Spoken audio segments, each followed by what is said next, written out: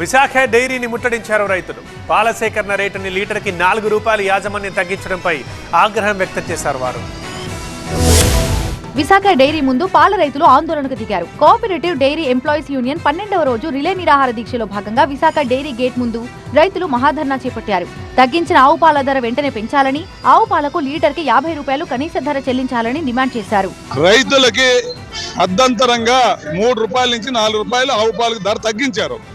ఈ రోజు ఒక పక్క అన్ని ధరలు పెరుగుతుంటే, ఒక పక్క విశాఖ డైరీ మార్కెట్ లో వినియోగదారునికి తగ్గించుకుంటా ఈరోజు రైతులకే తగ్గించి ఇది మోసం చేస్తుంది. ₹9 ట్రస్ట్ పేరుతో డైవర్ట్ చేసి వాళ్ళు కాజేశారు.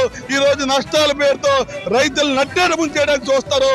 అలాగే గేదె పాలు లీటర్కి ₹80 ఇవ్వడంతో పాటు సంవత్సరానికి 2 బోనస్లు ఇవ్వాలన్నారు. అంతేకాకుండా దాణా రేట్లు కూడా తగ్గించాలని డిమాండ్ చేశారు. ఇక విశాఖ డైరీ అవినీతిపై స్వతంత్ర సంస్థతో విచారణ జరిపి అన్యక్రాంతమైన ఆస్తులని వెనక్కి తీసుకురావాలన్నారు. సహకార రంగంలోకి తేవాలని డిమాండ్ చేశారు. డైరీకి పాలు మిగిలిన్న టైంలో లోకల్ సేల్స్ అనుమతించి మార్టిన్ సెంటర్స్కే ఉంచాలన్నారు రైతులు.